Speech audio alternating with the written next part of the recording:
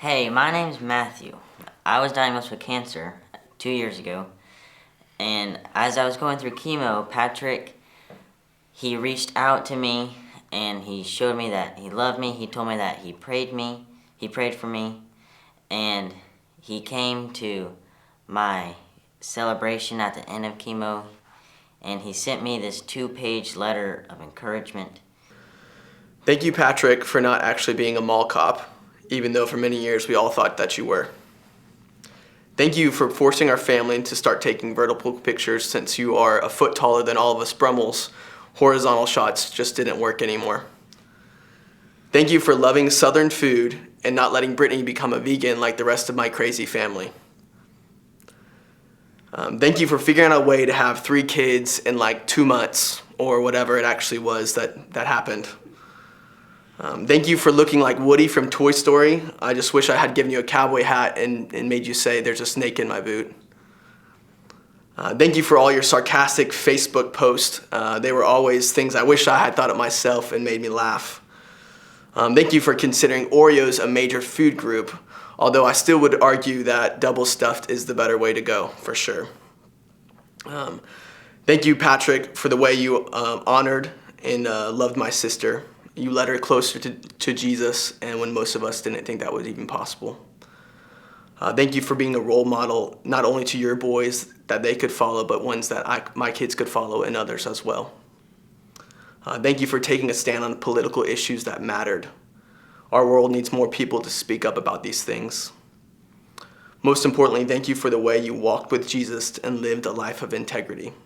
Thank you for leading many people to Jesus in your life and for the many people who will find Jesus through your death. Your earthly life may now be over, but your earthly impact is only starting. Well, I grew up with Patrick pretty much. He came into my life when I was in 5th grade. I went to elementary camp that year, and he was my camp counselor that first year. He helped me kind of branch out from other kids. You know, he was very encouraging for me. And then after camp, he really made a point to stay in my life and be kind of a mentor to me for those years. Eventually I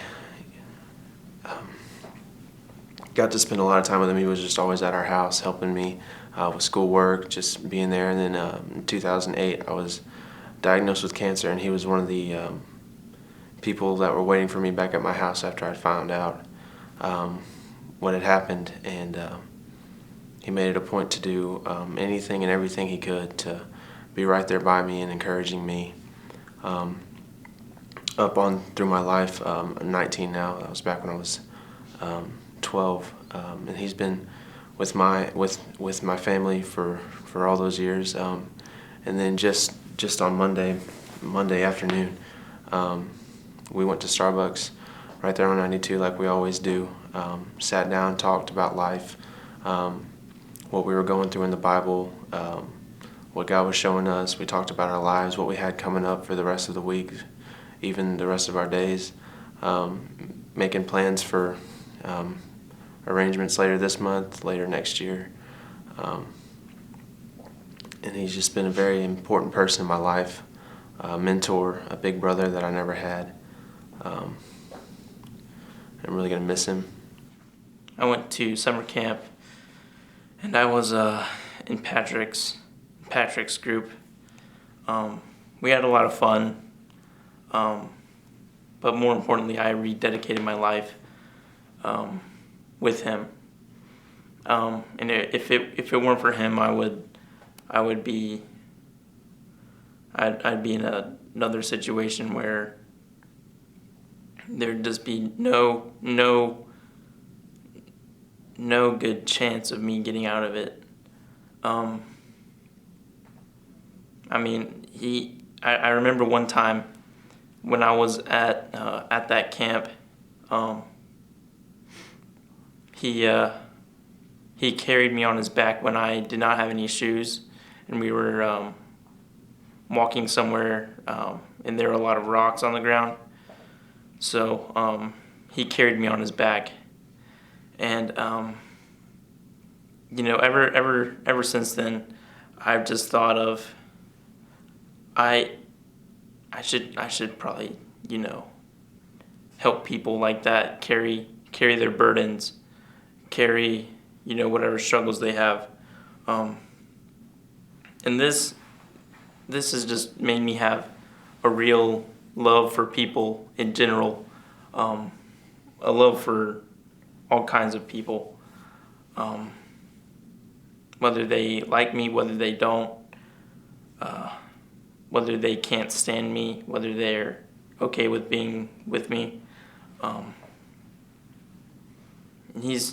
Patrick has just been such an impact in my life. There's no words I can use to describe how much I'm gonna miss him. I haven't ever had anything like this happen before to me. I've never lost a friend that's as good as Patrick. Hi, I'm Charisse, and this is Carol, my mom. And we have had just the privilege of being able to know Patrick in his lifetime. And we have compiled a few stories together of some of our favorite moments of Patrick. And so we're going to go ahead and share a few of those now. I know that most of the memories that have been shared here have probably been of his legacy and the impact that he's made. But for me, I remember Patrick with his humor best. And just like you're never around Patrick without him telling a joke and being funny, and you're never around Brittany without her sharing Jesus and making an impact. So we have some fun stories to share. There was never a time that I was not laughing when I was with Patrick, and there was never a time when I wasn't talking to Brittany when she didn't challenge me to walk with Christ. Some of the best stories that he would tell us were over dinner and dessert, and while my mom and Brittany were off talking, me and my two sisters would sit with eager anticipation of Patrick's next installment of Ghetto Parolee Stories. One of the stories that I can think of, and all the funniest ones, my favorites, is that he would tell me the story of the gentleman.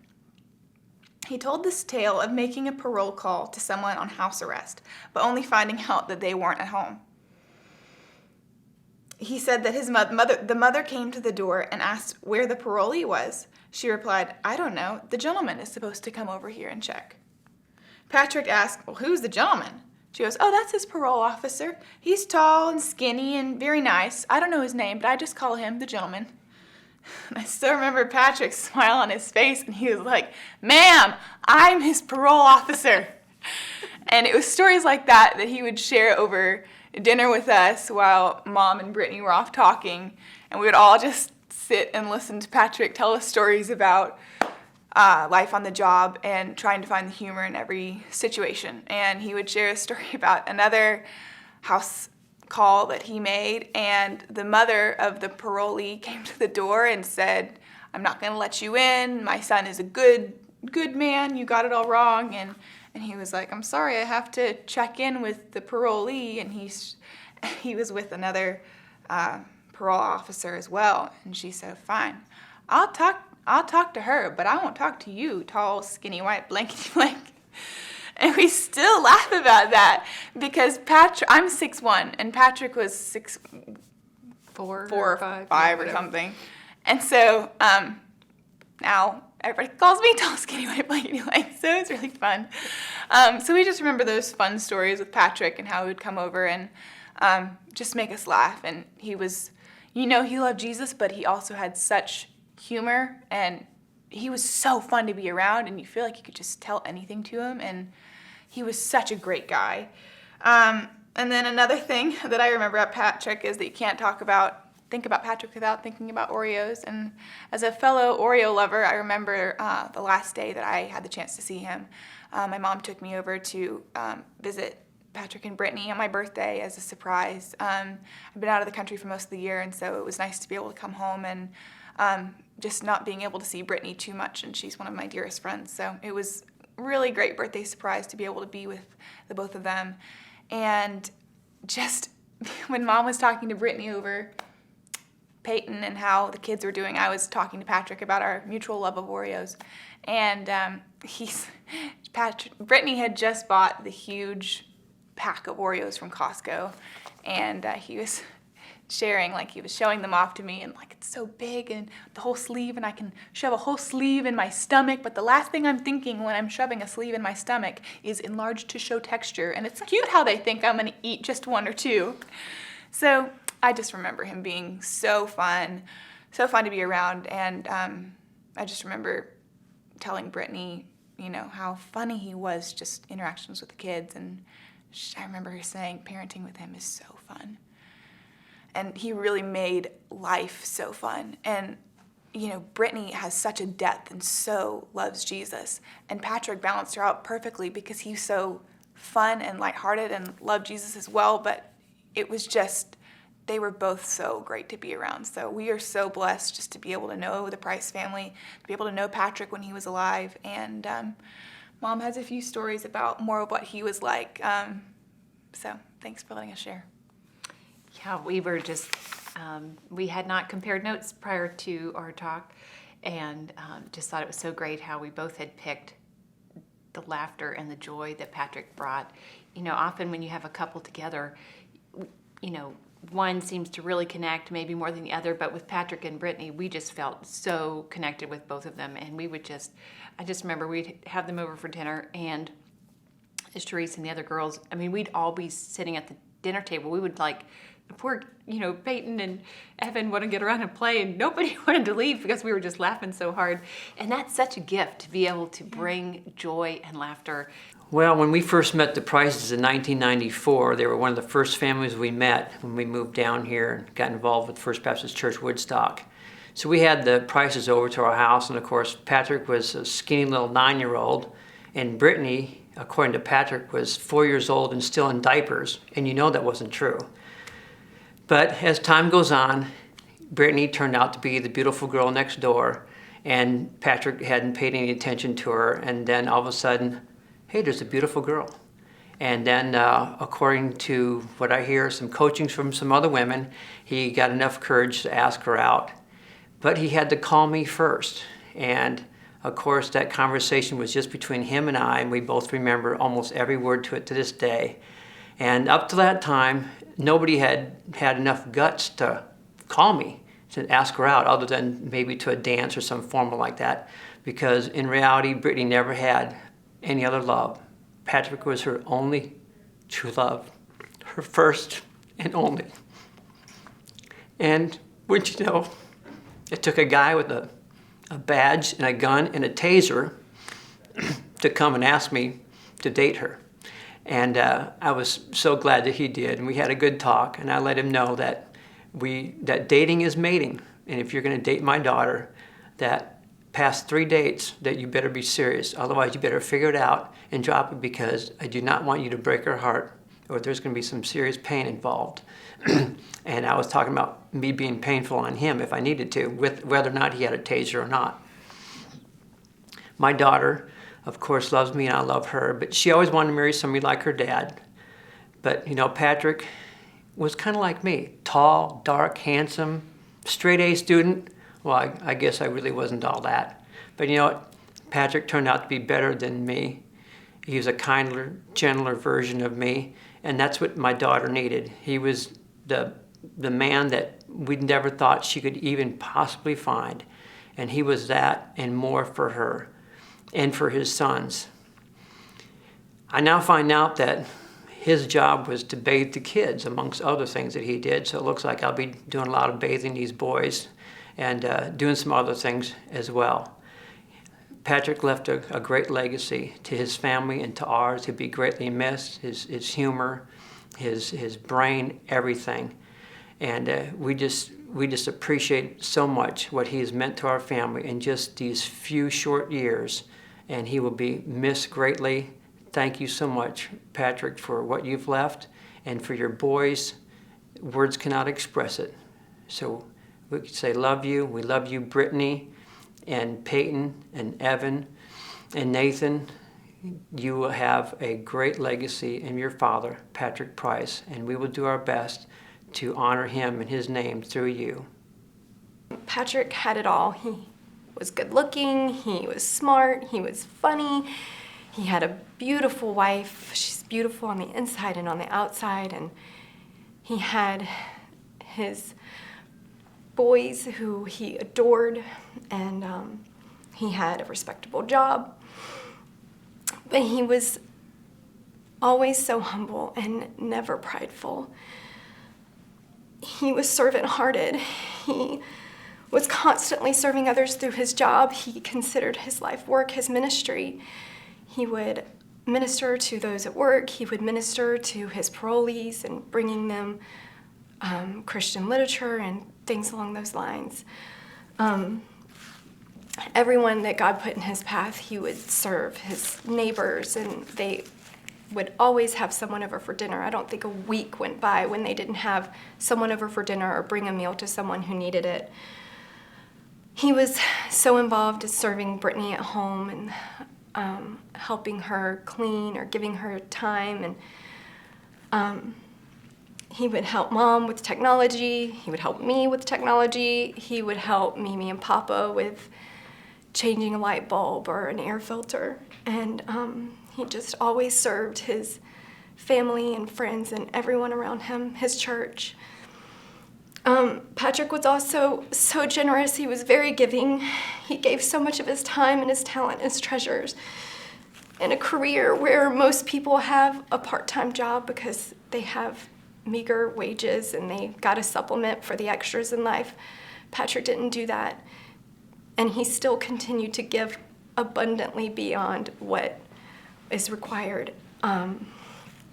Any ministry, I've never seen him get a mission letter and not respond to it in some way financially. Patrick was generous with his time, even though he worked so hard and served others so hard. He was sacrificial with his time.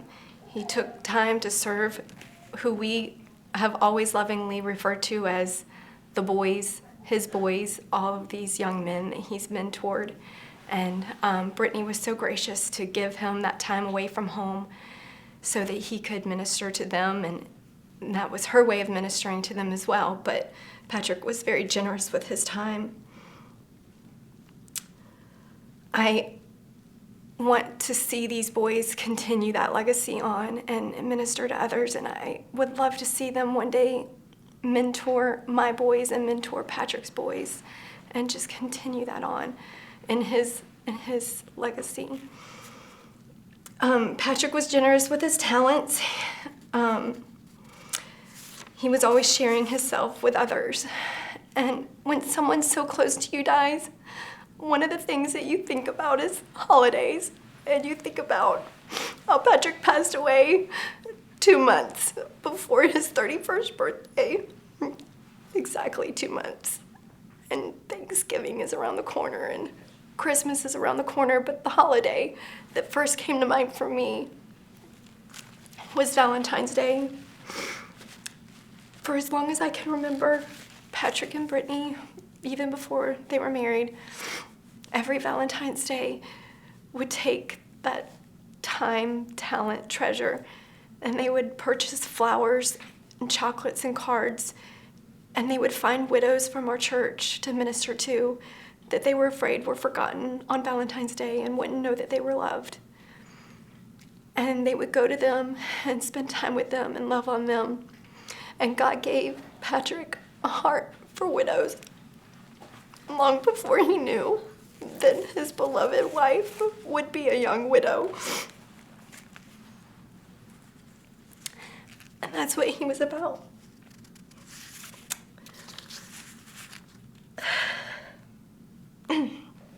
We've been able to see the hand of God this week. And I think that Patrick would want his boys to know that God is just and that God is sovereign and that we can trust him with our lives. Patrick knew Romans 8:28 to be true. That we know that in all things God works together for the good of those who love him and for those who have been called according to his purpose.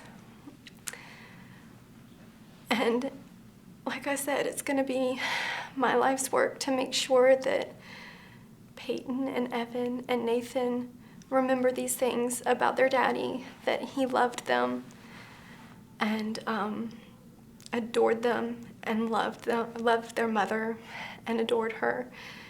And Brittany made an incredible choice when she chose my brother as her husband, and I know that she will continue making incredible choices for her life and for the lives of these boys